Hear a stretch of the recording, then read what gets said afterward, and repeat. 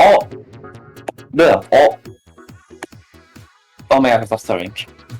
Okay, hello everyone, and welcome back to week. This is week, I think, 25 from the Ink Up, if I recall correctly. Oh, correction, 26. My bad.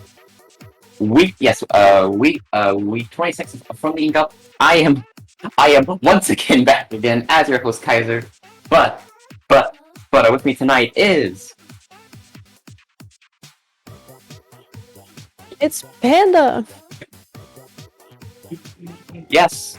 This is this is one from the Ink Ink Up's newer commentator. So if you go ahead and introduce yourself real quick. Well, thank you very much for the intro. My name is Tao Panda, but most people just call me Panda, and it's a pleasure to be here. I really enjoy watching tournaments, and so I'm really excited to be a part of this one, week 26. Oh, indeed, it's always great to have a new voice in the mic coming from me, being here for every Splatoon 3 commentate, every one of Splatoon 3's tournaments. Which, hi chat. But yes, getting into our first round is a sheer cold against TM06. Which to give a little background for both sides of the team real quick as we are getting underway. 06 is a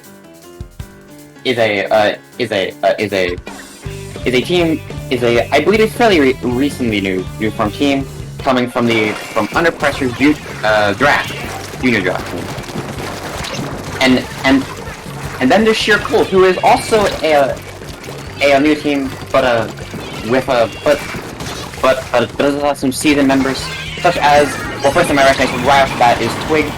I believe, if I remember correctly, they played K-Pro in so. But they have switched over, but they are currently on T-Tech Inkscape.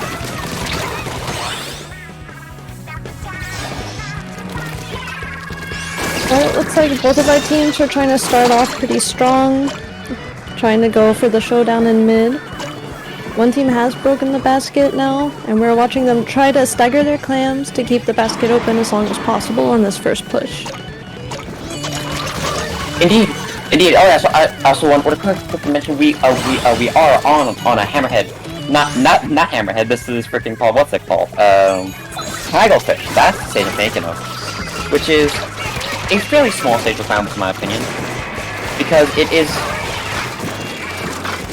Let's go. If I remember correctly, it is possible to throw the ball from roughly under that ledge, but it is also, like most Splatoon 3 maps, incredibly easy to get a push going in with it.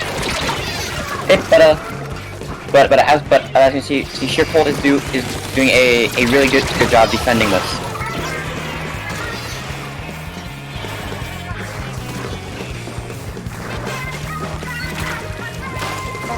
Well, now the push does seem to be dead, but they're trying to keep it alive, at least keep up the pressure as much as possible. But it looks like both teams have made their way back into the middle of the map, which, as you were saying, Kaiser, it is pretty narrow, so it is kind of small in that sense.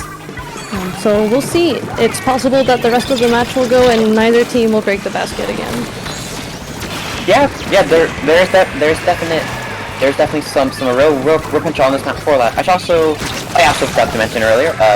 There are two Splatonists in this game. Viper, which is not, and I see. Okay then. Moving on. Once again, Sheer Cold has broken mass again and is getting their second push going, but it seems to be the 06 has quickly ended their push. Well, I would say there really is nothing I could say really about the push. I mean, nothing really came of it too much for either side, except for 06 getting another ball. Yes, they do have another pity clam now. They're trying to push back from mid here. They might just might break the basket. I see one player it- does go down, and now we're just left with the Splash, who, of course, goes down as soon as I say that. Commentator's curse. I would say, yeah. Once again, the sheer cold keeping up its defense. Here comes the hammer. Oh, I believe it. I don't. No one was at the time. I looked like someone was there, but that might have just been the way Spectator works with name tags. But yeah. Alright, so we're watching Sheer Cold trying to keep up the pressure yet again. Looks like their Wiper might be trying to draw some attention. We have a Wiper battle over on the side of the map. With a, yes, and it was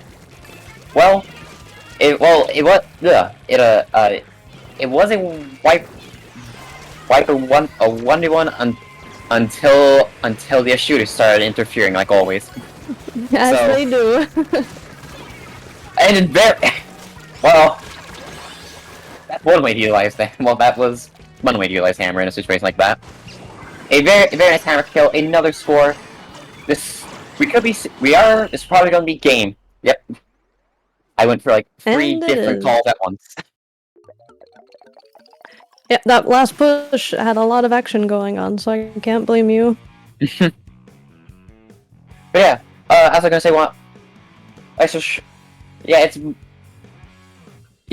the thing about Hammerhead is we're seeing the same victory animation all on the side. Matching pose.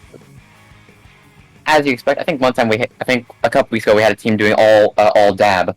So Oh goodness. You love to Yes, see it. Do you love to see it? no. It was funny though. I'll give it that.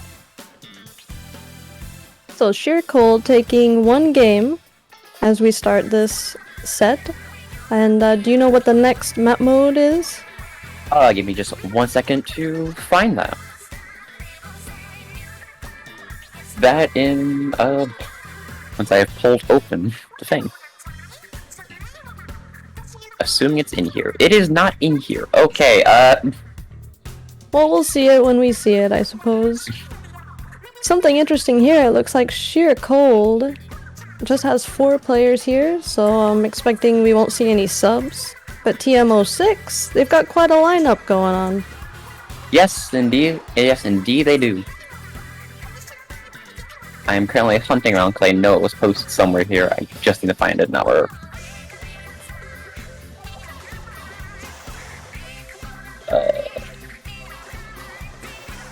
Well, in the meantime, it looks like Sheer Cold. I know you said that they have a couple of seasoned players. I think I noticed a little bit of that difference in this first map. But sometimes you do just see both teams shaking off the nerves when a tournament first gets going. Yes, definitely this. It's still anyone's game, and there's actually no. Actually, with our format change, we are actually only doing should be BO free, so this could be match point. Forgot about that. Oh goodness, it's down to the wire already? Yes, indeed, because we have switched from playoff free to BO free. Very Which- interesting. It was done in an effort to make sure our tournament is not running for half the day. Yes. But yeah, once again, we're seeing sheer cold once again taking master control of Inkblot, a stage I imagine they're probably fairly familiar with by now. Especially I know a couple of their members are returning Splatoon 2 players. So, as said, a map a lot of Splatoon players are all too familiar with. Yes. There aren't too many differences on this map from Splatoon 2 to 3. Might not, though I don't think there's any. The gameplay itself does run a little bit faster, in my opinion. And we're coming right down into our last 5 ticks, and that is a very quick game too. Yeah, Sheer Cold definitely took advantage of their momentum, winning the first match. And it looks like they're taking back this set.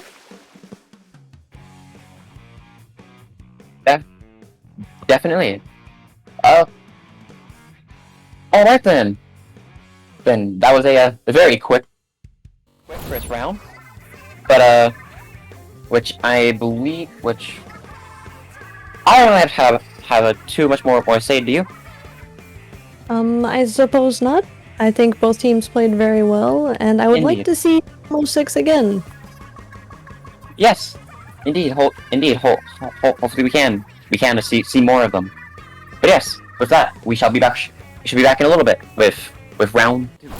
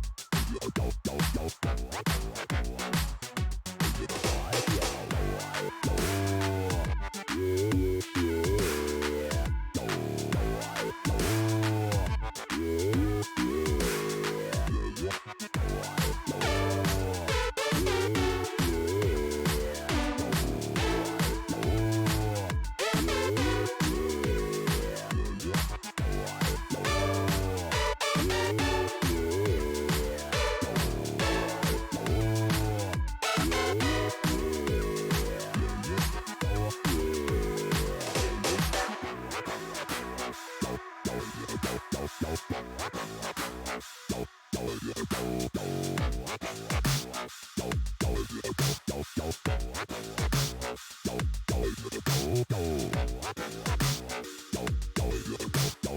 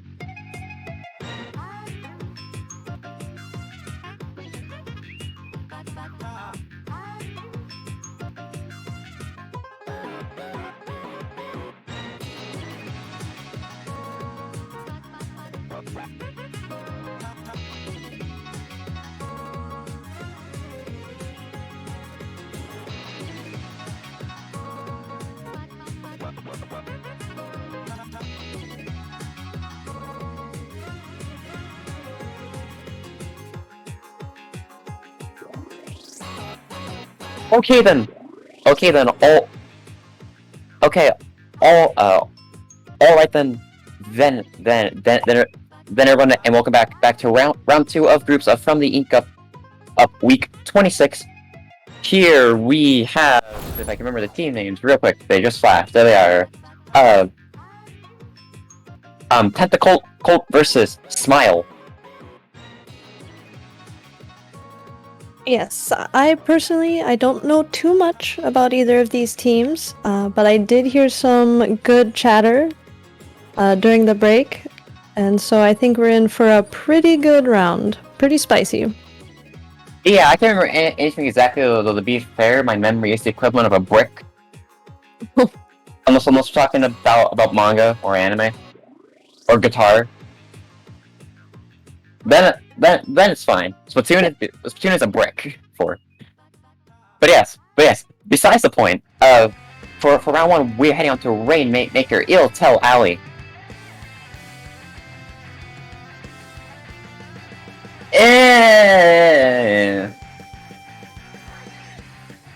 Alright. And the Fox. Shut up, Elemental. You. You.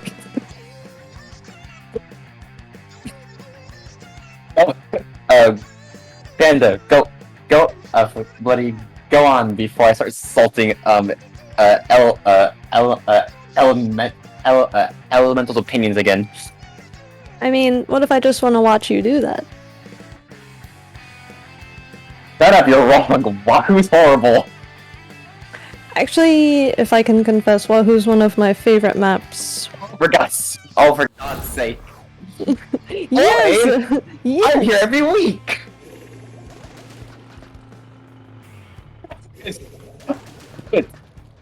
Alright, oh god. Double splash off to a roaring, oh god. Alright, here we see Splatoon 3's meta versus other weapons. Yes. I have nothing to say about this because it's just Splatoon 3 in a literal nutshell. Yes. 2 splashes, a junior, attack, that's basically the meta. It's like realistically, what can I say?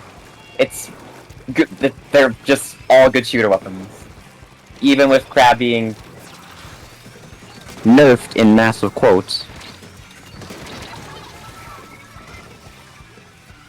Yes, I could feel the air quotes on that one. Yeah, good.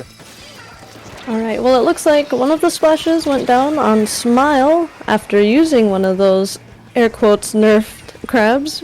It's air quotes nerfed crabs, yes. That's what I'm gonna call it now. Oh Now my every gosh. time we're talking about it, it's just air quotes nerfed crab.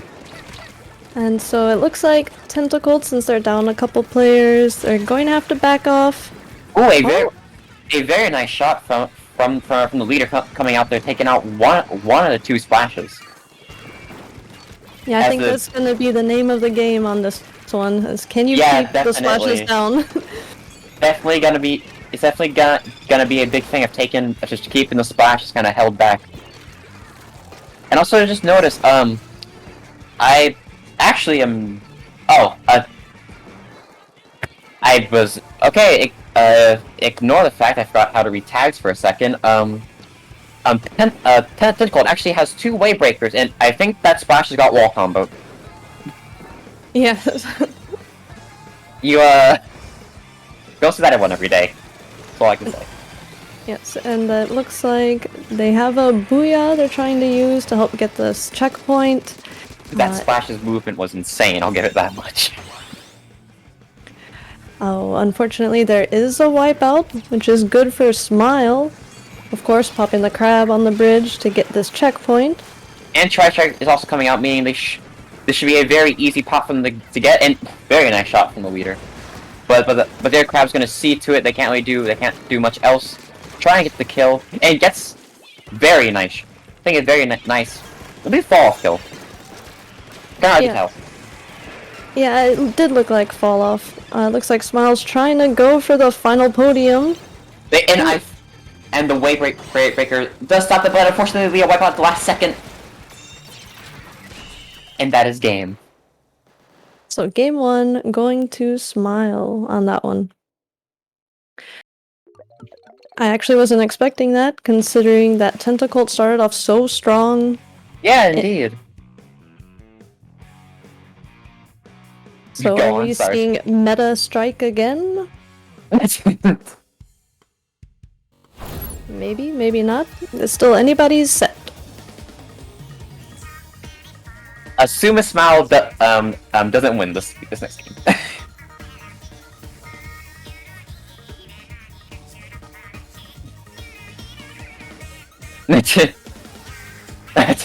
Yes. Our streamer is believing in a reverse sweep supremacy. Splatoon players when the team who lost the last match wins. Reverse sweep question mark. Yes, the reverse sweep battle cry. yes, with that, we're heading on to... that is the wrong map. Clamblitz Scorch Forge. Could be worse. It could be Brian. Oh my gosh. I don't have too many opinions about Scorch. It's not that bad. I wish they kept the trailer Scorch. That looked way better, especially with all the side flanks, but... Apparently, Nintendo decided to turn Splatoon 3 maps into... 2 rectangles and a square. So, be there or be square, they said, and the lovely designer didn't show up. Oh my gosh. Another confession. I love Scorch Scorch. I wasn't even surprised. I don't hate it, but I just say there's better maps. And if Tentacle keeps the E leader, this could be a really interesting match with Clamblitz. Indeed. Yeah, this would definitely be a very good match. And there is the leader, actually running the same comp they were last time, and I was expecting 2 splashes. Never mind, I see a machine. That's interesting. It is a good map for the double splash comp, but they did make the swap, and they have a brush. Okay, kind of a little bit of a Splatoon 2 classic for Clamblitz. Ah, yes. The good old days of brush. Yeah, I definitely think for the most part it's gonna be... The brush is just gonna try and cause havoc. Oh yes. That's really all brush has ever done in Clamblitz, just be annoying as hell. Yes, and I don't even think they have to try. Oh yeah, it's also no. Both teams do actually have a bubble ready. Not bubble ready, but have a bubble. So the concept is there of potentially either push. We could see a huge push depending on the clams. Yes. So far, it seems like both teams are actually playing a pretty safe game thus far. The E-leader with a quick pick there. Indeed, and that's leader once again showing it in, and a double coming out from the Booyah Bomb. The Booyah is pushing up, is rolling out of there with the hammer throw. Okay, and it looks like Tentacled has drawn first clam on this one. But which 50 second on their first push, on their first push. Not horrible, but considering how quick Smile has recovered from it, we might be seeing a very quick leashing, especially with the bubble setup. Yes. I believe their bubble has been shredded already, and it looks like Tentacult has pushed them back to mid. However, the big difference here between the Fizzly first push of Tentacult and the push from Smile is that they kept 2 players alive. So I feel like Smile's gonna be able to kind of gather clams and bide their time and try to build their momentum back up a bit easier than Tentacult was able to. Yeah, keeping two players by me to set up completely wiping is bot Smile time to respawn, and will also give him the perfect opportunity to set up for another push. Seeing the brushes, I think at most, brush passing clowns, and we might be once again we could be seeing another hammer TM. Anyways, I was gonna say elite trains has happened. And it's actually some very lucky clam spawns getting Smiles pushed almost under 20. Oh, the E-leader put up a great fight off to the side there, trying to keep up some pressure, so not too many clams got in, but they finally took him down. Indeed. Thank you, spectator mode. Very cool. But yeah.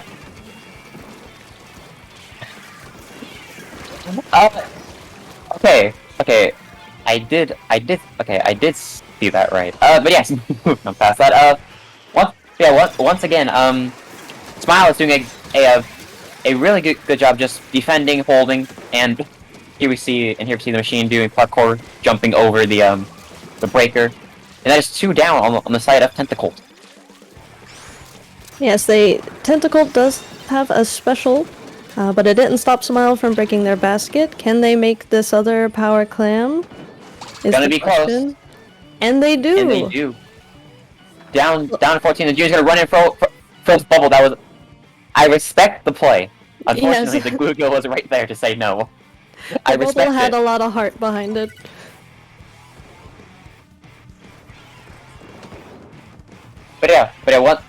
Once again, Tentacle is pushing in. He's pushing back in the mid. This is with pity. They sub over a minute left to change the lead because of Clambett's overtime. But it's gonna be rough because the Smile is playing a very strong defense. Yes, it's almost as if they took their ramp where they would normally defend during a push, and they just kind of moved that line up more into mid. Mm-hmm. And that's where they're standing their guard. Yeah, I think it's definitely I think a lot of error is a pretty big error a lot of people make is they just try to defend right from ramps. They're trying to push forward and to get into mid and defend. But I had no clue what just happened there. But anyways, like both teams had a bunch of deaths. Anyways, yes, a overtime push is underway. They're supposed for a lead change, but it's gonna be close. Especially if the brush runs in, being just the Gluga. So close yet so far. Wow, that was a great final push that Tentacle made there in overtime. Indeed. That's what I love to see. In my opinion, with any map mode, the game's not over until one side says 0. Mm-hmm. Or alternatively, the clock hits 0. Oh yes, there is that. But yes, just beyond that, I don't think we have any more to say. Yes, congratulations, Smile. Both teams fought very well, and that's it for this round. Alright then. Alright, and with that we should be back shortly for round 3.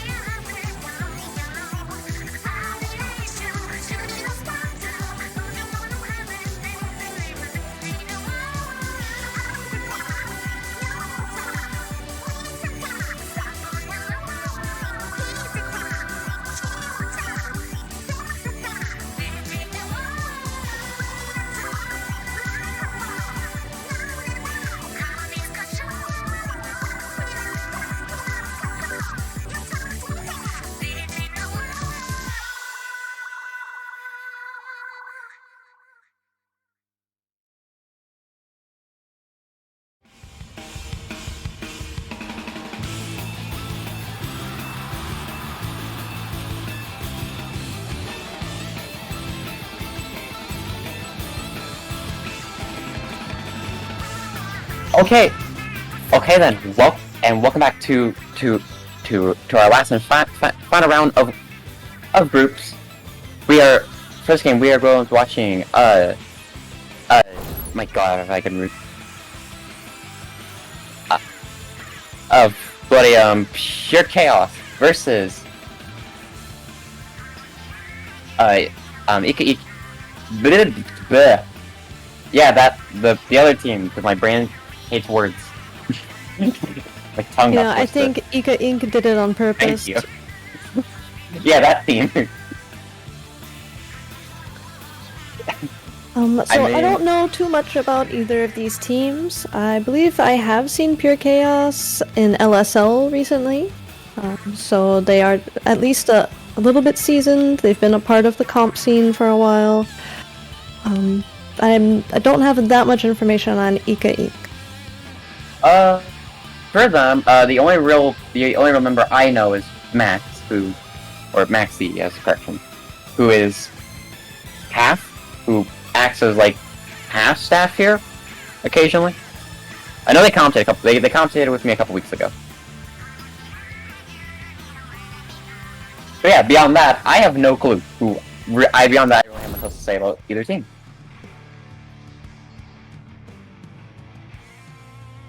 Alright then, with that, we're heading on to... Oh no, TC Makomart.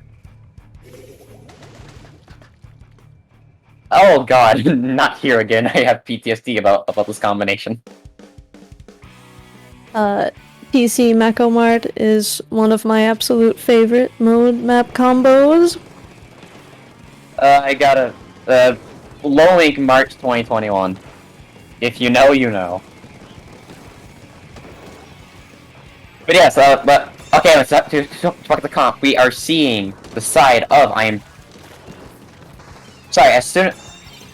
Okay, yes, we are seeing Ink actually running two back lines, and that Hydra just shredded the shot. So with that, we've already switched push. It is time for Pure Chaos to get their push in. And never mind, the bomb got one of them. Oh, Swiffer's still there. And they take lead, utilizing the bubble. The bubble on tower technique, always a classic. And the Swiffer is going in for tries going for a trick shot. Almost gets it, actually. Yes, they are doing a good job at taking some of the attention of the backline away. Very nice. Also, takes down the backline as well. And we're probably gonna pop bubble on tower. Is probably about to check. Yep. Yes. Exactly where we expected, and we see... And this could be game. This is game. Very interesting first match. That does go to Pure Chaos. But I'm pretty impressed. Both teams started off very strong, duking it out, throwing blows in mid. But Pure Chaos really just returned the favor of making that sharp, fast push. So it looks like it paid off. Yeah, indeed. Yes, indeed. That was a very quick match indeed. So, we are heading on to... We're going back to Scorch Gorge for Rainmaker this time.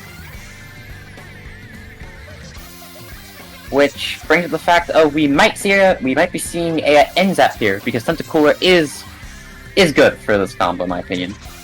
Because of being able to potentially take it through left rates. But that's just me.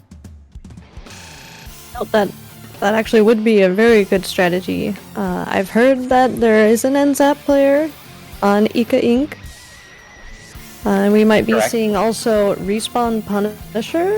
Question mark? Huh. I'm not sure how to feel about that. Yeah, I'm on the line of offended. But I guess I'll have to see it in action before I make a final judgment. I take this as a personal, no attack, suspend. But yeah, once again, Sports Scores, my same thing as always. I wish we had the Sports Scores that we saw in trailer, but... No. Please redesign the maps. The commentators lament. Scorch Gorge.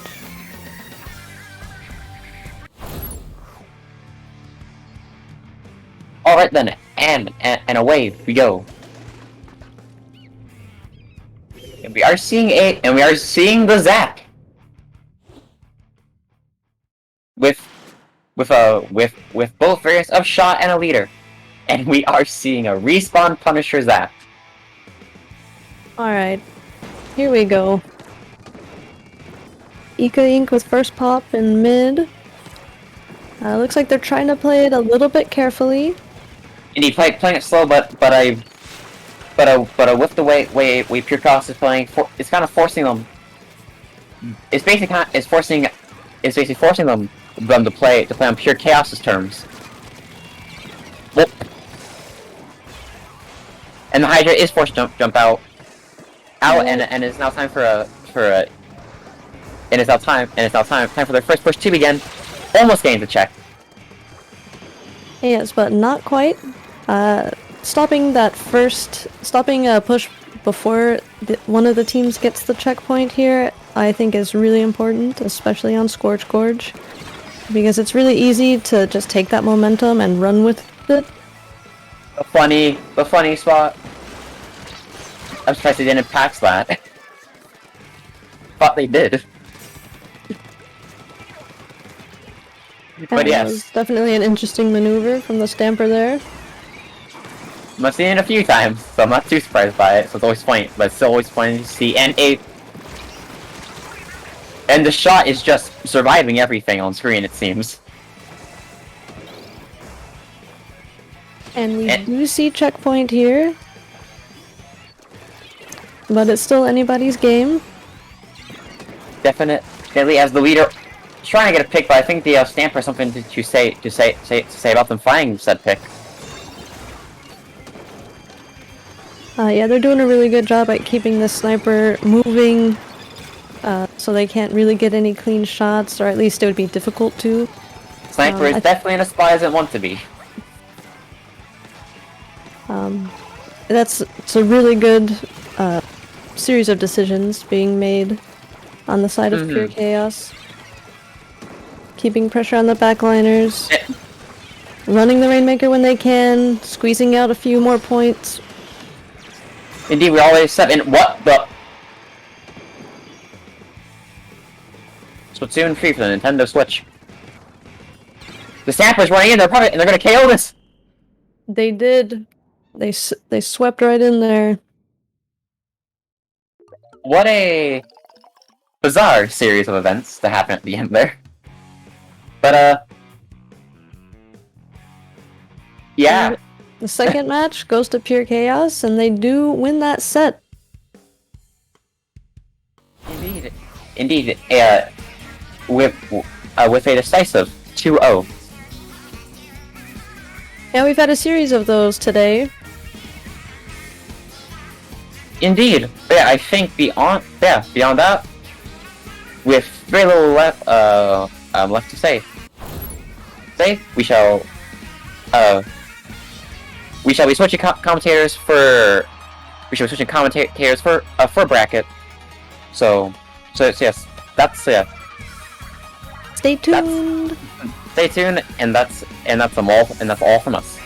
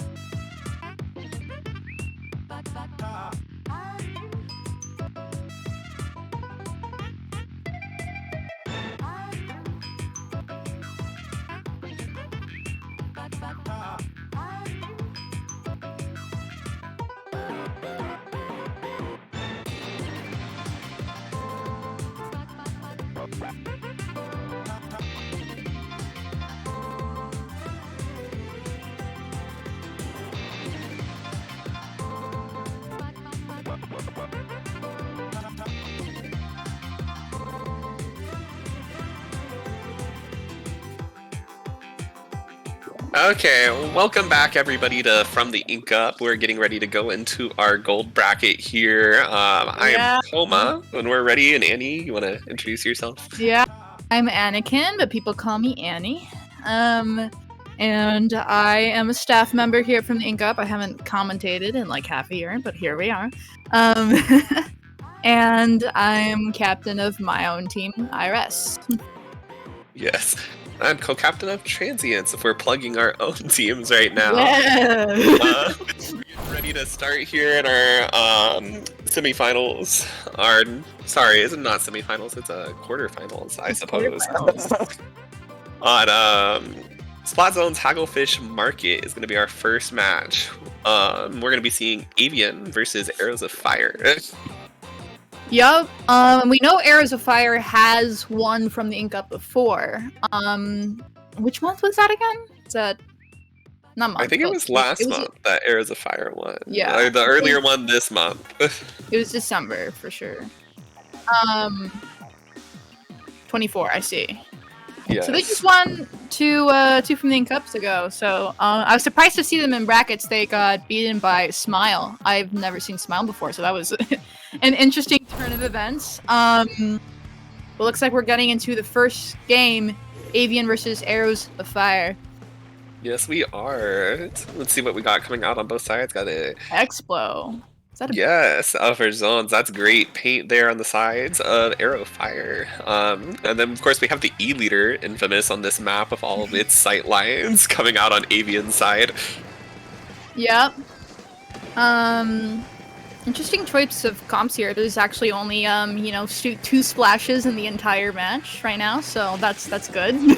Yeah, we're not gonna see, crowd got a little bit of a nerf, but I don't know if it's so much so that, you're gonna see teams stop running the double splash. So this was a little bit speaking of crab, they just went down to the Reef Slider there, which a nice flank, and that's already a wipeout. Wow. For Team Avian? I don't know the... That was for Arrows of Fire. Arrows of Fire. Avian's standing strong right now in the zone. Push forward here a little bit as they're going to try to enforce this lockout on Arrows of Fire. But you got this bucket up here, this Explo, applying great pressure, trying to get a way back into zone, and they go 3 down. It looks like they are going to take control here.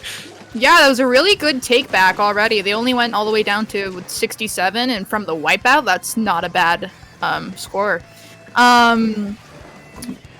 Looks like a couple members will go down in the court of what I believe is Arrows of Fire. As Arrows of Fire is trying to make their way back into the zone. Let's see if they can cap here. They do. 2 members down on the side of Avian as they're going to try to recollect here to take back their court. Yeah. Got it flipped. Yeah, we got it flipped there. Arrows of Fire now trying to push back in here as Avian is going to try to hold this zone and take the lead, which they do. We got this Junior here just poking with twerps, putting paint on the ground, doing what C Junior does best. And this Crab is trying to get a pick. They go down, 2 down on the side of Avian as Arrow of Fire gets another pick, and they're going to be able to take control back of the zone here and snipe on the leader with that Zuka too. They're really doing their best job right now to keep Avian staggered and keep them out of this zone so that they can retake lead. Arrows of Fire is going to try to be pushing up into their base, getting as many picks as they can. They take down the C Junior there, but now Avians has a Crab, so let's see if they can trying to paint the zone and take out the Bubbler in mid, but they don't seem to find any picks and one of their members go down. And with that, Arrows of Fire is able to retake this lead. They've got the Crab out, get a pick on the leader, and now they're just holding here, trying to hold this zone for another 25 counts, but that bomb is going to take them out. 2 down on both sides as there's a scatter for the zone here. The Reef Slider comes in, gets another pick, and Avian is able to flip that zone back and is going to hopefully try to take the lead for themselves this time. But it seems to be a lot of back and forth. Really entertaining. I'm surprised the Reef Slider has been able to get away. The Tetras have been able to get away with a lot this game with many flanks. All of their Reef Sliders are coming in from off angles, which means they're not getting punished for any of it. Nice the roller from the goes Junior down. there. Oh, I thought that was the Junior. That was the the E-Leader. My bad. And this Trizuka again trying to find a pick on this leader, but they're not quite able to get it. But Yeah. With just about 24 counts left on the timer, Avian really needs to make a play here if they're going to be able to come back and take this zone. And with 2 members on down on the side of Avian, I don't think they'll be react. They're going to try to scramble here in the last second with the crab to see if they can neutralize zone, but they do! They do! Are they going to be able to paint it in time? They've got the splash in here working overtime, trying to get the paint on the zone to get it, but they're struggling with that X. Oh, the splash goes down! And they give him arrows of fire! That was such a good back and forth match. That was. I'm surprised that the splash was able to solo neutralize the zone, and then the E leader was just trying to paint and help as much as possible there at the very end. They did. They held on to that as long as they could, but at the end, Arrows of Fire just was able to get that pick and, close off that zone for their win. But that was impressive back and forth gameplay. I think both teams showing, Avian currently going into brackets undefeated from groups, not even dropping a single game. So Arrows of Fire is here to remind them that they are not going to go down without a fight. Oh, for sure. I mean, listen, this is definitely not what I expected for the first stream of being Seed 1 and Seed 8 with the bracket. No, not what I expected either, but that just goes to show, I mean, Arrows of Fire may have dropped that game or set in groups, but they're showing why they won from the Ink Up previously, and they're going to remind people, hey, we did it once, we want to do it again. Love that attitude. Both teams are going to be stepping up now to get ready for tower control on Eeltail Alley. What do you think about this map, Annie? Oh, what do I think? The part where it goes underneath I guess there's no bridge there for that map mode, but that's just definitely a choke point, and I think where the tower stops for most for most games of Tower Eeltail. Just because it can be pressured from above on both sides. It's just not the best place for the tower. I understand them getting rid of the bridge for that map, but you didn't still have to make really nice pathways up and over. And with that middle of the bridge missing, I'm very interested to see what backline's going to come out on the side of Arrows of Fire, because they brought on an Explo to that game, but with Avian having a leader, they can kind of sit up on that bridge and feel pretty safe that no one can rush them down from across it. So they're going to have to choose a backline that can rival the leader in tower control, which can be really difficult. Very true. My only request here is that you have colored names so I can keep track of who's who. I am not good at remembering that. I had a little bit of trouble last game. Okay. Always? Okay. Always. Okay, there we go. Yep. Oh, actually the Tri-Stringer coming out on the side of Avian. That's an interesting pick. That is very I say that as a Tri-Stringer main. I love that weapon. I don't see it played very often in tournaments, so that makes me very happy to see. We love the Tri-Stringer mains out here. Both teams are going to rush out here. We already see a crab popped within the first 12 seconds of the game. Arrows of Fire getting a pick with that crab, but the crab going down from the flanking splash. And there's just a lot of fighting going on here. Oh my lord. Just that jet up on the side of Arrows of Fire, they're going to need to back up here so that they don't go down as well. But it looks like Avian is now looking to make a rush forward. The stream was grady for me. I'm sorry, there's a jet? Yes, there is a jet squelcher on the side of Arrows of Fire right now, sitting up here on this bridge, trying to pressure this Tri-Stringer, but they're going to get whaled, forced to drop off, back off for a little bit. As this tower just kind of dances around mid, and since no team can really gather control that they need to push it forward right now. Splash here trying to make a play with the crab, gets one pick. They might be able to get the second pick here on the right, but they might just miss it. Arrows of Fire is slowly pushing their way up through the court, trying to make the other team go back into their spawn, getting those picks that they need. And 2 of them go down. Let's see if Avian can get back the court here that they need to get the tower. That jet goes down in its ink fac to the T-Tech, but there is a member of Arrows of Fire behind. They're going to jump out as opposed to pinstring, it seems. Avian able to put a good stop there to that push, but now they're going to really need to be aggressive and get up in the faces of Arrows of Fire to get a pick. And you can see that, you have to really take space. While that crab that Avian used on their, or Arrows of Fire, I'm sorry, used on their push, didn't necessarily get all the picks. It created so much map control for them that they were able to get that far up. But And we see the tri-stringer working today because he just got a sure pick do. on the left, was able to pressure the other team out, but unfortunately 2 members of Team Avian died to a bomb on tower.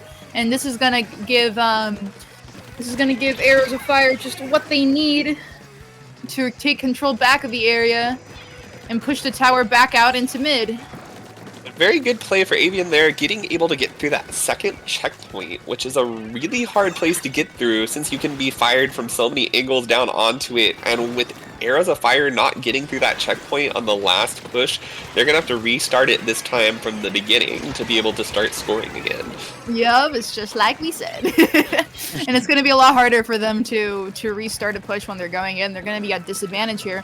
But it looks like they currently are taking mid, but one of their players goes down and is now 3v3, which I just lied because one other player just went down. Oh, and one dies in the air on their jump there. That's unfortunate for the tag. Both teams now, again, just kind of playing around mid, waiting to get the picks, waiting to move forward. One down on the side of Arrows of Fire, and they're gonna just pester this this crab with torps, and the crab goes down after it was over. Avian wanting to hold strong here and not go down, because if they go down here, they may lose their lead. You can see just lots of bullets flying here right now, and this player is actually able to get out there. I'm very surprised. Is doing a pretty good job of taking bridge right now, trying to get a good spot. They have their splash in a good position on the right, so hopefully they can defend that. But they go down to Whale, one of Crab's biggest enemies. A good time to pop that on Team Avian. I find that whales are extremely useful to taking out crabs, especially in this crab meta that we're having. That tri-stringer pick is really looking good for them right now because it's doing exactly what it needs to do to really push Arrows of Fire, make sure their crab isn't too harmful, and make sure that they can continue applying pressure as they go back and nearly get a bigger lead here at 35. And almost to the last checkpoint, but they aren't able to make it as Arrows of Fire is pushing them back out into mid. Wow, great play there. We're going to see Arrows of Fire here now getting a pick on that tri-stringer, and they're going to really want to be able to take this. They have 30 seconds remaining, so it's very important that this push gets past that checkpoint so that they still have a chance to take this set to 1-1. Yeah, their splash keeps on trying to take right, and every time it just doesn't work for them. But it seems like they're going to still be able to push because they got enough members of Team Avian down so that they could respawn back in. Using Ink back here and all their specials, just trying to see if they can get the lead here. They get the lead! Sure do, and now with just the tri-stringer up and the wipeout coming down, it looks like that is going to be the end of Avian's run tonight. Lead. Oh my lord. Avian taking the set 2-0 here in quarterfinals and will be advancing to semis. Congratulations to both teams, fought really well. Some of the closest matches I've ever seen, just the Arrows of Fire just barely getting it in the end. Yes, that was a really good set. They were going down too. Like they had members that were down, but they just had enough picks so the Team Avian was staggered in their respawns, and they popped out. Once they all respawned together, they popped out all of their specials, which was able to land them that final play and land them the win. Sure, and that's definitely going to be giving them a bit of confidence going forward through the rest of bracket, knowing that they were able to knock out Seed 1. They're going to be carrying that on into our semifinals, which will be starting here in a little bit when you tune back in with us.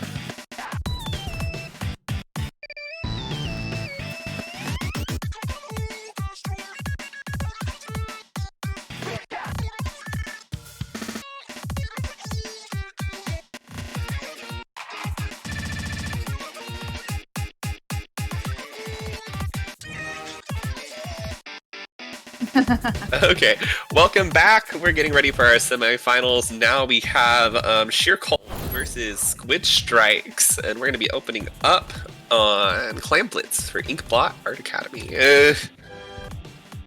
Let's go. Family hits in blood. Very excited to finally be getting back into both brackets. Okay. I'm interested to see what Squid Strikes comes out with for this comp. I am pretty familiar with Sheer Cold, so I kind of am expecting to... I know probably what we're going to see out of this team, but Squid Strikes is a completely random card to me. I know they were in the last from the Ink Up, but I don't remember if they were on stream. But either way, we're going to see a great match here. We're best of 5 now going into semifinals and finals. Squid Strikes won LSL recently, and they got 3rd place last from the Ink Up. So definitely a formidable opponent for Sheer Cold. Sheer Cold themselves putting up quite a fight, going 18th recently in their groups, and both to an advanced circuit. Oh, all right. Good thing I did not know anything about these teams. Thank you. All right, Okay. we're gonna start the game off. Stream quality is a little bit bad for me right now, so if you want to take It happens. Okay, we have Sheer Cold in the yellow, and we got Squid Strikes in the purple. We're going to see Leader, C Junior, Splash, Wiper coming out. Pretty typical comp for Sheer Cold. And then the Machine, Vanilla Junior, Splash, and Heavy Splatling on the side of Squid Strikes. Yeah, both teams coming up with pretty standard comps right now. We're gonna probably poking around here. We see a lot of, fizzies, torps going around here in the mid as both teams are gonna kind of like poke prod. We got the both crabs coming out from either side. Double crab battle in the middle, both getting shredded by bombs from the opposing teams. But people are just so used to dealing with crabs at this moment. The moment they see one, it's just bombs. Check bombs. Check torps. Yes, it is. Anything. Right now they're going to both kind of poke. We see a fight going on in the tree. The Machine goes down to the Splash on that side. And now it looks like Sheer Cold is getting ready to make a push, kind of building up this clan economy, hoping to make a power clam or two before they push in right underneath the basket. I think they popped their specials just a tad bit early with none of them really taking the plat that they need to, and they're able to push in. Squid, which one's blue again? The purple is Squid Strikes, and then we got yellow is Sheer Cold. The Wipers got pushed in, but they go 2 down on the side of 3 down now on the side of Sheer Cold. The leader is backing up, trying to avoid getting picked. As now this is a great opportunity for Squid Strikes to push forward, but looks like they're taking just a little bit too long, as Sheer Cold is now able to get back in here and defend their plat. Missed opportunity from Squid Strikes there to make a score. Yeah, they really tried to get up on the plat, find a way to get closer to the basket there, but they weren't able to do it quite yet. And it looks like Sheer Cold's pushing them back into mid, back onto their plat. Let's hope they fix the problem they had last time and use more of their specials to get onto their plat, especially with Squid Strikes having a bubbler on their team instead of C Junior like Sheer Cold is having. Yeah, but it looks like 2 went down to a bomb on the plat there as they were going to push up. That's unfortunate for Sheer Cold. And now, once again, Squid Strikes with the man advantage and special advantage, but they're just kind of stalling beneath the plat. Not quite able to get up there yet, but it looks like the Booyah Bomb might clear the way that they need, and they do get that first point in. Yeah, their Splash really making but they're backed out. Their Splash really made a round all the way around, got a good flank on Squid Strikes before they pop the basket there. Squid Strikes trying to keep the clam basket open so that they can get that last clam in, the power clam. They were able to make it in. Really good push for Squid Strike here, going all the way down to 27. Yeah, wow, pretty spectacular. You know, at first it looked like they'd backed off, but they were able to come back around and keep that push alive. Yeah, especially with Avian already attempted 2 pushes already, but we're not able to make it to the basket yet. Yeah, so Whereas sheer cold. Now we're gonna go back Megan. kind of into this neutral state, both teams, but there's a lot of clams you see up there in the heads-up display on the side of Squid Strikes, but not really as much on the side of sheer cold. They're gonna really need to find a way to break into mid and start picking up some of these clams if they want to make a push of their own. Yeah, it's like sheer cold's really struggling here. Not able to collect as many clams as Squid Strikes has probably nearly all of them. Squid Strikes are just waiting for theirs to get their specials up so that they can finally make a push. Seems like they're going to do it from the left side of the map this time. Yep, 3 down on the side of sheer cold. It looks like a great time now for Squid Strikes to make their push. They pop this bubble here to safely provide that powered clam a dunk, and they're going to be throwing in more clams from the safety of that bubble to extend their lead. And they really didn't need the C Junior because they already have the heavy in terms of Wavebreaker.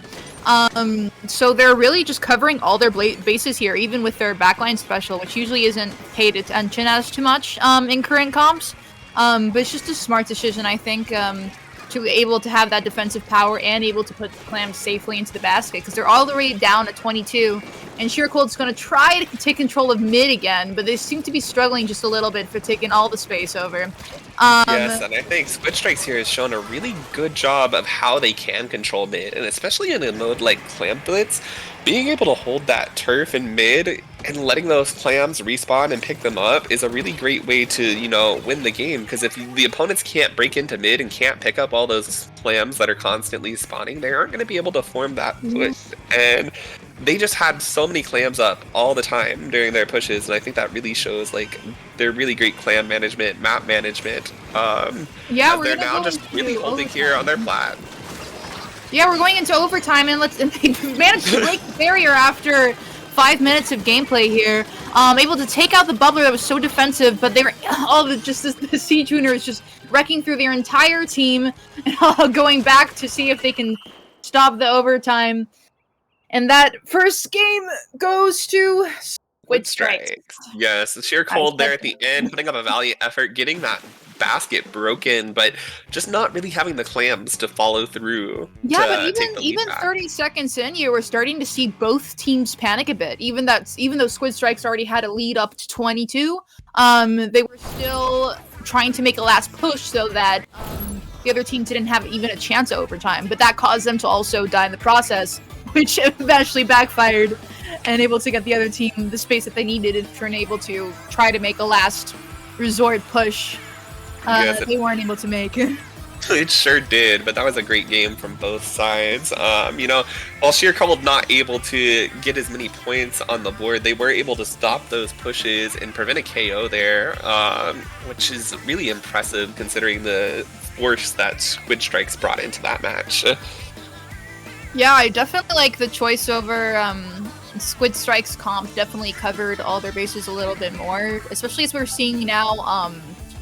We're definitely seeing more now C Junior rather than V Junior, but I think it's still very much viable in comp, and now we can see exactly why. That bubbler was probably very essential to get them many clams in, to get them the power clam that they needed to get their really big push there. I agree totally, and I think Bubbler, like, outside of Tower is a pretty slept-on special. Obviously on Tower it can get you through your checkpoints, and no one denies that, but on, you know, modes like Clam Blitz, or like protecting the Rainmaker pedestal on Rain, you can provide such great utility to your team and really make the pushes safer. Oh, definitely. I'm gonna go ahead and see how Silver Bracket's doing right now. Looks like in the semifinals we have Ikaryoku, Sparkling Sea, Blackjack, and Refresh. And it looks like Sparkling Sea is going to go to the third place match, and Ikaryoku is going to go ahead to Grands in Silver Bracket. We're also waiting on Blackjack and Refresh to get the right score that they need, so they look like they're about to go into Grands. And I wish them the best of luck. Absolutely, but we're going to be getting ready here to go into Splat Zones on Brine Water Springs. One of our newer maps here coming out in the chill season. I think a lot of teams really still figuring it out. Very small zone, flips very often.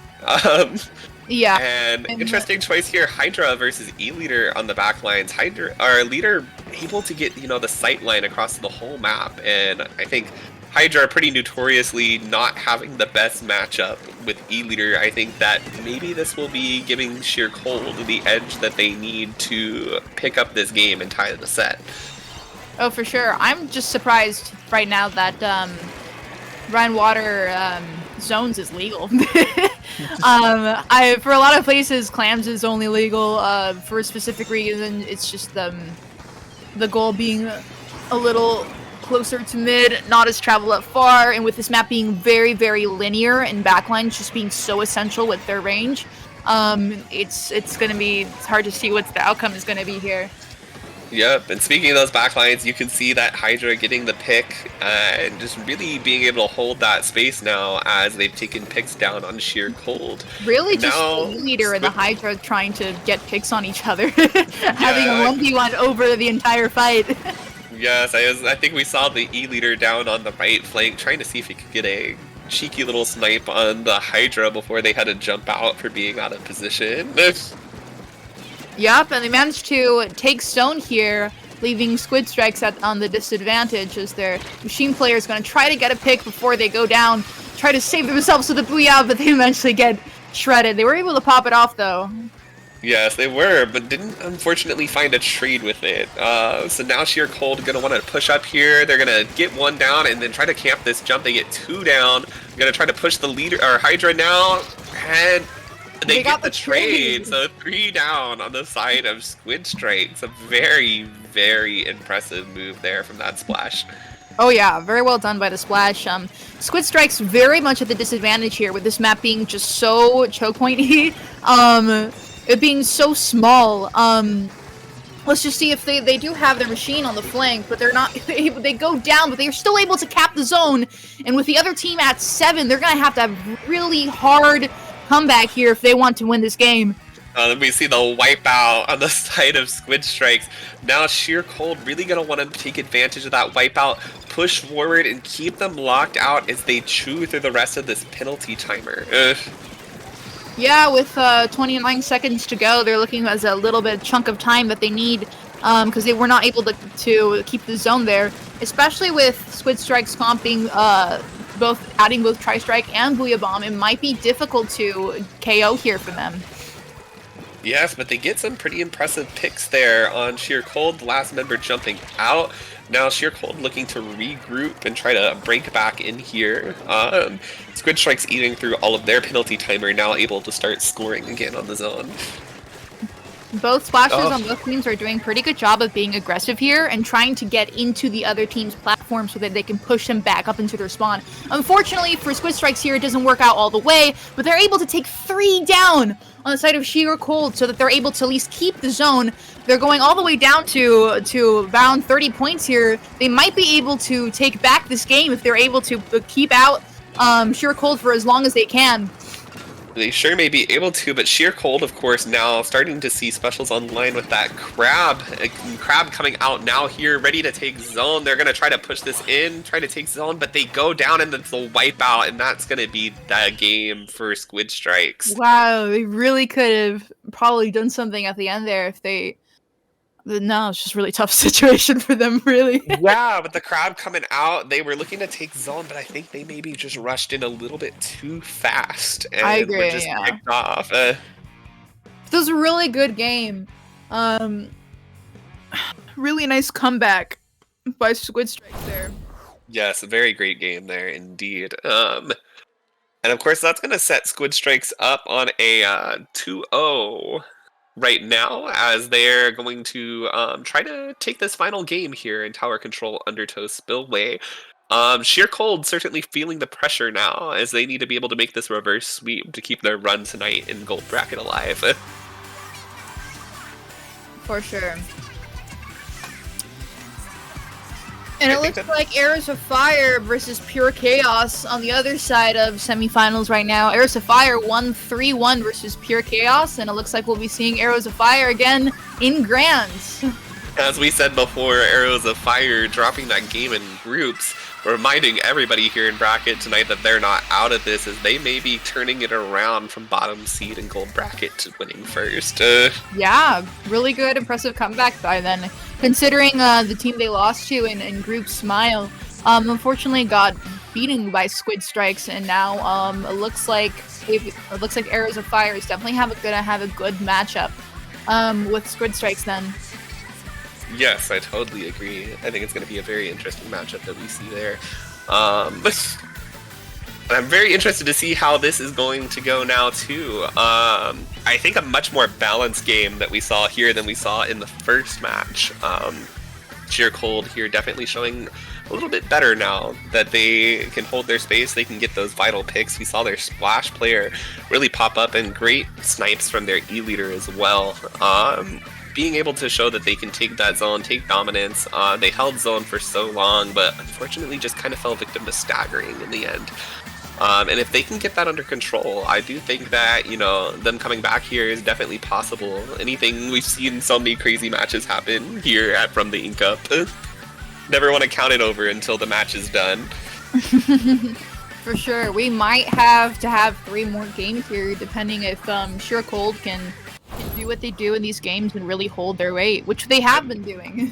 I'd love to see it too. I love to see matches go all the way out to the final game. Even if it means you have to commentate a little more? Yes, it does. It's also exciting. Ooh, looks like we have a mini out on the side of the Squid Strikes here. Very interesting double splatling comp. Not something you see very often. Yeah, and considering they were just using the V Junior before for Bubble, I didn't think that they would change the main weapon but keep the special there. Yeah, the Bubble is definitely a very important special on this map mode. Trying to get through that first checkpoint without a Bubble can be really hard to do if you don't get a lot of picks. Sheer Cold here opting to go with the C Junior instead of the V Junior for Bubble. Not necessarily a bad pick, but they're definitely going to have to play a little bit safer, get those picks before they push. Yeah, it looks like 2 members on Squid Strikes go down as Sheer Cold is able to get through the first checkpoint, which is really good for them. And now they're finally backing up because they lost one of their team members, and 2 of their team members go down. They were only able to get the first checkpoint there, but I don't doubt that they're able to get more points later on in the game. Looks like Squid Strikers has taken a little more of a aggro position here, with the machine going all the way top right, really just aggressing and taking that area as much as they can so that the other team cannot use it. That's one angle that they don't have to worry about. The bubble comes out too, protecting this checkpoint. Their special coordination here, really good. That Booyah Bomb forcing people away, and then following up with that bubble to, you know, protect the tower as people would come back in after the Booyah Bomb clears. This Flash has a really good angle on their crab here. Very smart of them to put it in that position where they didn't think there was anyone there. Taking out the 2 members of the other team as they try to respawn in and keep mid as best as they can. We just see the Splash here just popping off, really. Getting as many picks as possible. Oh my gosh, Lord. that was a triple. That was crazy. They're gonna look, are they gonna try to make it into the quad? I don't think they'll get it before people respawn, but this Splash is really showing their dominance. Oh yeah, for sure. And it's just every game, both Splashes just seem to be making really ratty good plays. Trying to get behind the other team, really trying to be aggressive, but also using crabs as pressure. And it looks like Sheer Cold is going to have a little bit of a downfall here as 2 of their members go down in their push, but they were able to get halfway through checkpoint 2, which isn't bad. They do have to redo the entire checkpoint to get all the way to where Squid Strikes was able to push up last time. Yes, they do, and that bubble coming out again with the Booyah Bomb on the side. They're going to try to pick off that Wiper that's being forced to move left, right to dodge these Booyah Bombs, dodge these specials, and they get forced into a corner, but they get the trade with the mini. It's a 2v2 right now as both teams have some people respawning in, but it doesn't look like Sheer Cold's backing off just quite yet. They're definitely trying to push Squid Strikes out, and they're able to accomplish that. Take back the tower, and use their specials to, I think, take back that mid control, see if they really want to get another push going, especially with less than 2 minutes in the game. able to shred that booyah was quite impressive. The bucket there was doing a great job pressuring the crab. I think the Booyah Bomb coming out actually was a little bit of a misplay, as the crab was able to just shred them, because they had that crab balled up when they were sloshing over their head, because that's one thing as a crab user, is you do not want a slosher sitting there sloshing over you, because it will take you out of your crab. Oh, for sure. Squid Strikes here thinking that they can get all the way back into mid, but it was eventually stopped with one person being the Stringer doing a good job of keeping pressure.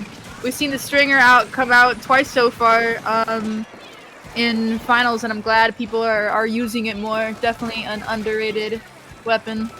Yes, I'm here to spread the Stringer propaganda all day, every day as a Tri-Stringer main. I love that silly weapon so much. The Splash here getting another 2 picks. Gonna try to look for that third. Are they able to get it? The mini turns around. It doesn't look like they're going to be able to get it quite yet, as they want to back off, play for safety. These Splash players really surprising me time after time with these very aggressive plays that they're making. You know, people talk about, oh, Splash is the meta, blah, blah, blah, but, you know, I think that we're seeing great plays out of these Splash players, and, you know, it takes a lot more than just holding ZR to play a weapon. And I agree. I am showing actually really a great Splash main positioning. myself. Yeah. So They're showing really great knowledge of positioning, great knowledge of movement skills, and being able to, you know, really use those abilities to lock the other team out. Sheer Cold's really trying to grab on the tower here as the machine single-handedly took out both of the people on the tower, letting Squid Strikes take game 3. Yes, that's going to be the 3-0 for Squid Strikes. That machine playing from a very good angle there, just being able to pester that tower pretty safely while blocking most of the incoming fire from, you know, the Greats with that wall. Yeah, and the entire rest of all of the other players were playing on the right side of the map there. So the machine player is just really making a smart play and making sure to focus on objective with so little time left. Was really able to ensure them that win there. And that's going to be setting us up for our grand finals match, which should be starting here very shortly since the other side of bracket is ready. And we will be seeing Arrows of Fire versus Squid Strikes for our grand finals.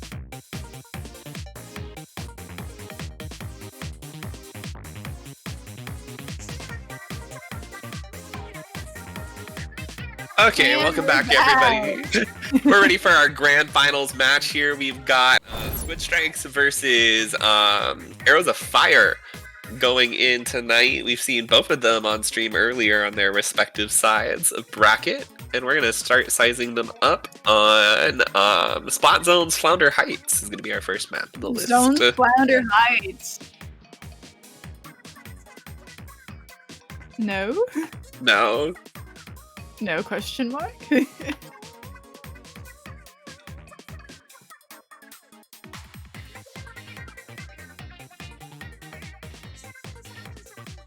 What? Oh, so they... I'm confused. I'm also confused. Oh, okay. Okay. Alright, well, we did see Squid Strikes with some really interesting comps. They had that mini last time to replace their V Junior, which I thought was an interesting take, because I probably thought them double splatling is very uncommon. We stuck with the V Junior there, especially because that's what they did for Clams. But we're gonna head on into game 1 of Grands. This is hype. I'm ready. So ready to see this game start. We see the Hydra coming back out on the side of...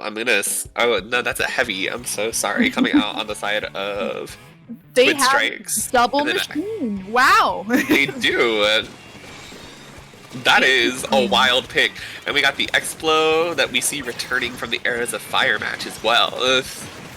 Yeah, with Arrows of Fire already having one down, trying to defend their side of zone so that Squid Strikes doesn't get the first cap here. We see the machine flanking on the side, taking one out. The other machine here just getting picks, 2 down on both sides now. They're really Chaos kind of ensues in battering. mid. Oh wow, This they're only able to get down to 86 here. They're just struggling to keep zone.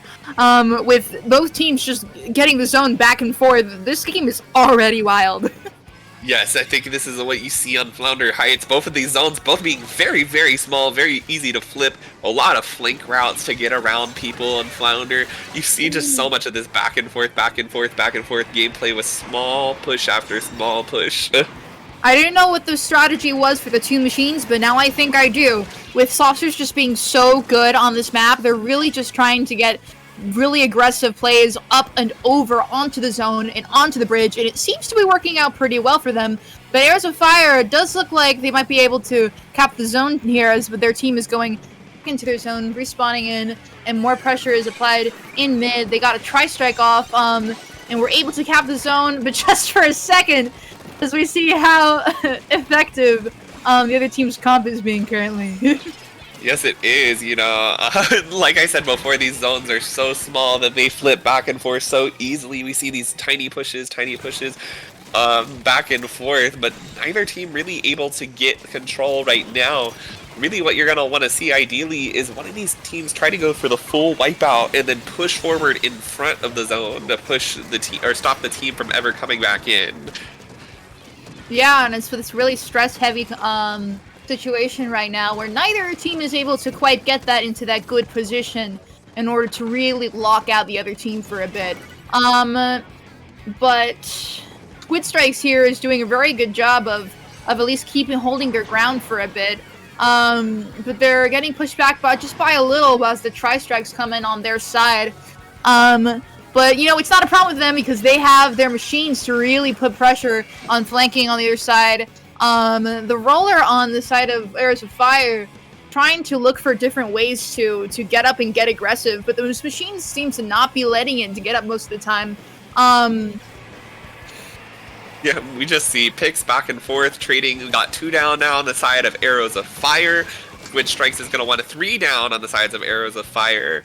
Kind of a delayed wipe here now, and this is really going to be Squid Strike's chance to try to push forward. We can already see all these flank routes I talked about, all these opportunities to move around as this T-Tech is able to go around the back. When we got the Strength Strike, or the Ink Strike coming out, takes them out with the buff in the new patch. Even just being in the edge of that Tri-Strike for a second can just demolish you. Yeah, it's definitely not the first time Arrows of Fire has ran the T-Tech, and it seems to be really helping them, especially on this map. I think that just shows that Tri-Strike is going to be really good here on out, and it's going to be especially good on Flounder with these tiny zones. It can probably just cap it all in one strike, use one strike on the other zone, and you bada bing, bada boom, you have you have control. It does, and with all this paint going around, you know, right now Squid Strike is just desperately trying to keep these zones, stop the penalty from coming out, and they're able to get 3 down. They need to push forward, take out this Explo, take zone, and be able to hold these last 21 counts. Yeah, it doesn't look really good here for Arrows of Fire. As they're really struggling with this machine comp. They're unable to get all the way over. But it looks like they're able to maybe neutralize this one zone with 3 seconds left on a timer. Looks like Squid Strikes was able to get the last bit that they needed in order to win the first game. Yes, they are. So much paint just going across that zone. Arrows of Fire desperate to stop that recap, but, you know, Squid Strikes just able to get a pick, being able to clear the zone and stop Arrows of Fire from coming back in there.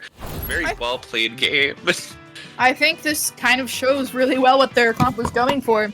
Even with Machine giving even a heavier nerf this time around, you'd think that less people would play it, but this team knew what they were doing and probably tested that out beforehand, especially with Double Machine, with the, the paint, not the paint, but the ink tank, ink consumption being nerfed, as well as the points for special with the Booyah Bomb. Didn't seem like a problem for them, because all they really needed was the main. That's and they were able to really take advantage of that on this map. You'd think that they might have done a switch out for one of the machines to the V-Slosher, as that both the kit has recently gotten a buff, but no, it just worked out perfectly for them. Yes, it sure did, and I think especially what you said, that map just being great for those machines, being able to like get in those lower positions, slosh up, threaten anybody that comes up to a ledge to try to peek them and shoot down. It was just a really great matchup for their machines there. For sure. We're going to be getting ready now to go into tower control on Sturgeon Shipyard, which I think, funnily enough, is another map that Buckets do very well on. I wonder if we'll see the return of those machines. Yeah, I mean, I don't think we will, but we might see one machine come back. Yes. It's really nice to have a lot of your players being able to flex that well, because I don't think we saw a machine at all in the last set that we might have done in one game. I believe we saw ones on the side of Squid Strikes coming out on that tower control undertow game at the very end. That was taking some pics, but I don't think we saw the 2 machines ever. Definitely not. We would have noticed that. But either way, we'll see what they bring out for this game. For Sturgeon, I think that this is going to be a, once again, very good map for both teams. I'm interested to see how they'll be able to pressure, move back lines that like to sit up on those pesky snipes. And I think the big key to, you know, the lockout on Sturgeon Shipyard is being able to move your back line from your snipe through spinner onto the opponent's snipe and just stop the opponent teams from coming in. And as we say that, we're gonna go on into game 2 here with a big change in comp for Squid Strikes here. They're pulling out their Hydra. Both teams pulling out their Hydra. We see a Nautilus and a Jet on Arrows of Fire. We once again see a double Splatling team, but this time coming out from Arrows of Fire instead of Squid Strikes. And we do see one of the machines coming out on the side of Squid Strikes, sorry. We do have the Range Blaster here. Probably, is that Range Blaster? Oh, it's really grainy for me right now. Or is that V Blaster? Not sure. Because it has a bubbler. Yes. Well, they found another bubbler weapon. It seems that they really just like to have all kinds of different bubbler weapons for different situations, because they had the Mini before, and they had the V Junior, and now they have the Blaster, who is currently wrecking the other team. The Blaster's doing such a great job positioned here under this ledge, just poking up, taking out people that are coming in and doing so safely. They're not really able to get a good angle on it to force it out. And even with Arrows of Fire having so much range right now, they're really struggling to get the other team out, but they're able to get 3 out with their machine only being left, but looks like they're just respawning. Yes, but with a very impressive push to 14, Arrows of Fire has their work cut out for them on this pushback. Yes, especially with having 2 backliners, I don't know if they'll have as much pushing power as they need to really get all the way and win this game. Yes, we're definitely going to have to see maybe a little bit of compensation coming out from that Splash and that Nautilus, maybe needing to play a little bit more aggressive than they normally would be able to get the picks that they need for their team to safely move forward. Yeah, Arrows of Fire really being stuck on the second checkpoint here. There's only 1, 2, right? There's 2 checkpoints. Yes, there are. Here, which is notoriously for being a little hard to come by because of how many angles people have on it. But it looks like they might be able to pass it here with their Splash pushing all the way up. Unfortunately, they were taken down. That's most of their aggression down. All of their aggression is only the Hydra remains. Yep, getting a pick with that Booyah Bomb, taking the count to 2-2, but it doesn't look like they're going to be able to take that push further as they're forced to retreat, since it was just the Jet and the Hydra, I believe, there. Yes, I'm interested in seeing how, was it Ink back on Jack, I believe? It's been a while since I reviewed all the Yes, I believe so. It's interesting how we haven't seen Ink back yet from the Jet, especially Line Marker and Jet. Actually, Line Marker getting a new buff, bringing it to 35 damage, so maybe a little bit more useful than it was previously. Yeah, the Jet gameplay is really coming out right now, as we're seeing they're trying to be a little more up in front of the Hydra, with the Hydra being in the back, so that the Jet can really take advantage of the Ink back here to protect the tower, protect the Hydra, but and they don't get too far. As, it looks like that may have been popped a little bit too early on the side of Arrows of Fire, as they kind of wasted some of that ink back time just in ink on the tower, instead of using it to actively move forward. Yeah, not to mention we see the bubbler coming out on the side of Squid Strikes yet again, being crucial for just stopping pushes and also taking space. Absolutely beautiful gameplay here from Squid Strikes. They're holding this ground in mid very well, trying to stop this tower from pushing, bringing them down to 2 players again, 3 down, as they kind of get a little bit of a delayed wipe there, minus that Splash. The Blaster sitting there, ready to come back around on the Splash, who's forward. The Splash is kind of struggling, looking for a pick, but with 2 people seeing them now from Squid Strikes, they're going to have a really hard time, finding a pick, but they do get the trade. Yeah, they really were just running in circles in mid, really just waiting for their teammates to respond, hoping they can get some more picks so that their teammates can be able to push up. This kind of just shows what double backline might lack sometimes, is people able to initiate and get the picks that we need to push forward. And we see the Splash coming in here again, and we saw the Evac out on the side, but I think just a little bit too early again, as it came out before they were really able to start scoring, and now the Crab goes down as well. A Squid Strike seems to be able to easily finish off the push there. Yeah, the Hydra was doing really well holding the snipe there, oh my lord, especially with a lot of more mobile weapons around them. They were able to still get the people out of their snipe to say, hey, this is mine, and you're not coming around here. Yes, both teams doing great right now mechanically, but I think we're just seeing a little bit better special coordination coming out from the side of Squid Strikes, as they're able to use those specials, just I think in a little bit more offensive manner to be able to take space and stop pushes. And Arrows of Fire, now down 2-0, is going to have to look for the reverse sweep, and is going to have to get their coordination together to try to be able to beat out Squid Strikes.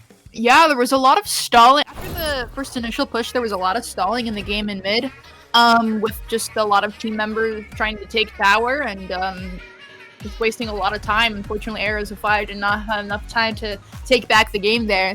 But that was game 2. Yes, that was good game 2.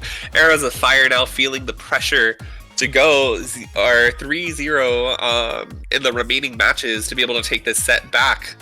Squid Strike's certainly feeling confident now, but need to make sure that they're not being overconfident and underestimating Arrows of Fire, because we've definitely seen tonight that Arrows of Fire can pull around and pull out some surprise matches. So Arrow of Fire is definitely not out of this yet, and Squid Strike need to remain on their guard if they want to take this victory tonight.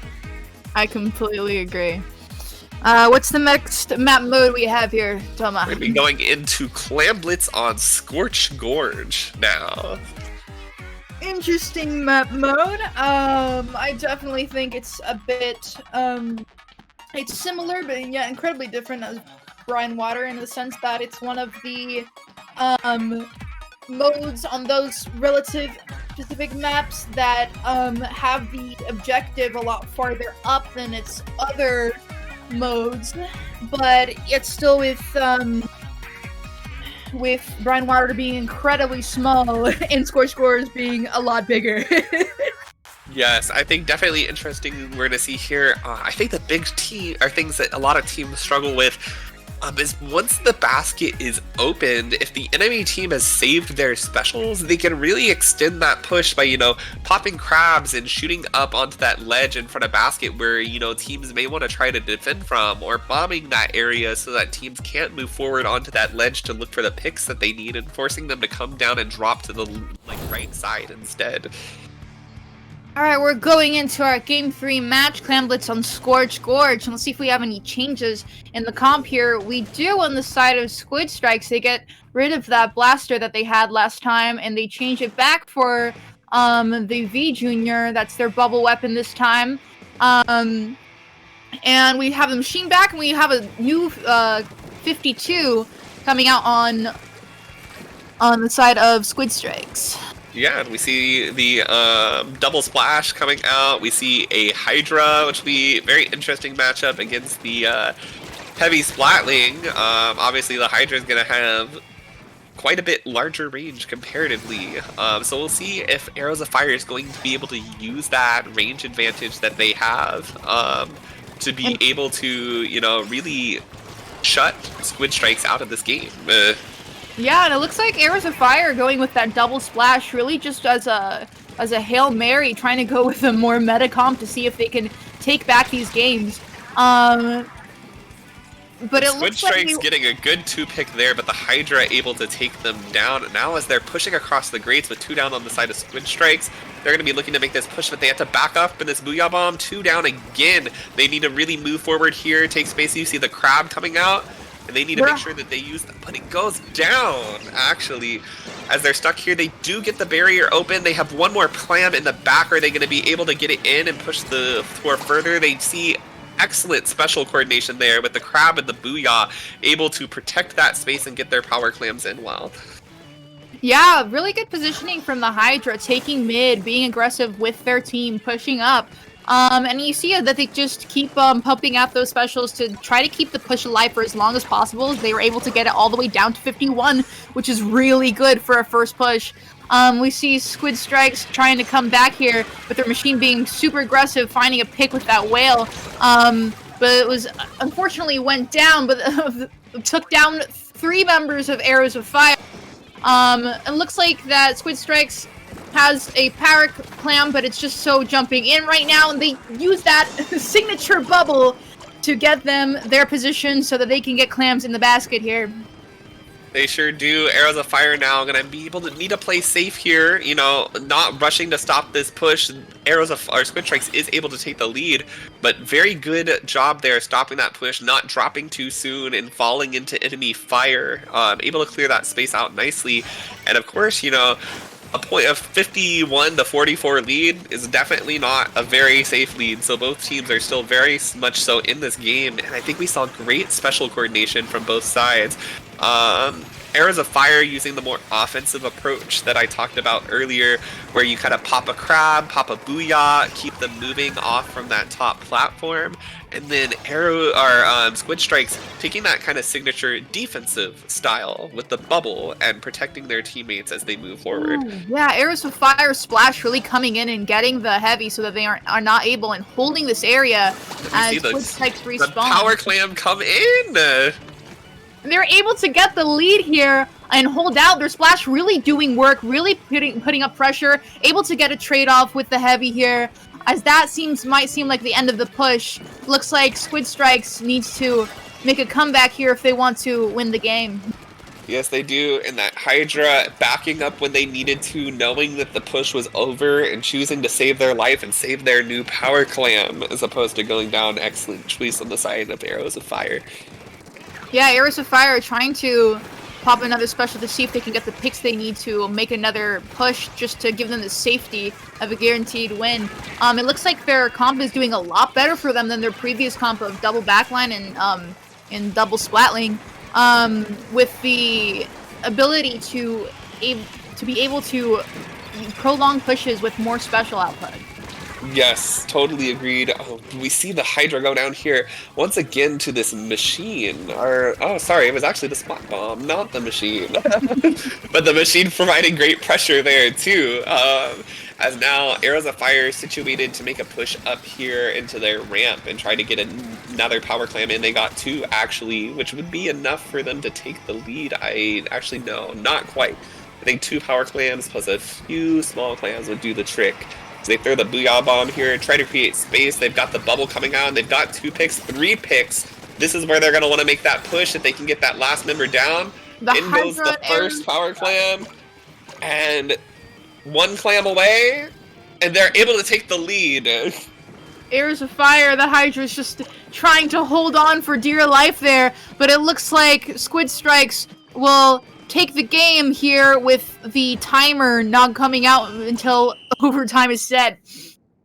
Yes, again, I think that we said about there is we just saw Arrows of Fire at the end, I think just rushing a little bit too much to try to stop that push, not taking the safe approach that they did the first time, clearing them out from the top, and unfortunately just going down short of being able to stop that push before the timer ended. Sorry, I'm dying over here. I was rooting for Arrows of Fire. Just kidding. That was an excellent Grand Finals set as Squid Strikes takes it 3-0, winning from the Ink Up Week 26. Congratulations to both teams and to all of our people who played tonight. All these were excellent matches, and we're so excited to see y'all 2 weeks from now on our next From the Ink Up. Once again, I'm Toma. Y'all can catch me at Crest of Gautier on Twitter. And I'm Anakin, and I do not have a bird app, but you can catch me in From the Ink Up Help Desk, where I usually am. Absolutely. And once again, if you're wanting to join From the Ink Up, we are a bi-weekly tournament that runs Friday nights, 8 p.m. Eastern Time. You can join our Discord and start your verification process. Get all registered up for the next From the Ink Up in 2 weeks. Thank you all for joining us here tonight. We were so happy to have you, and we look forward to seeing you 2 weeks from now. And with that being said, that was Squid Strikes with winning From the Ink Up Week 26. Congratulations. We'll be seeing ya.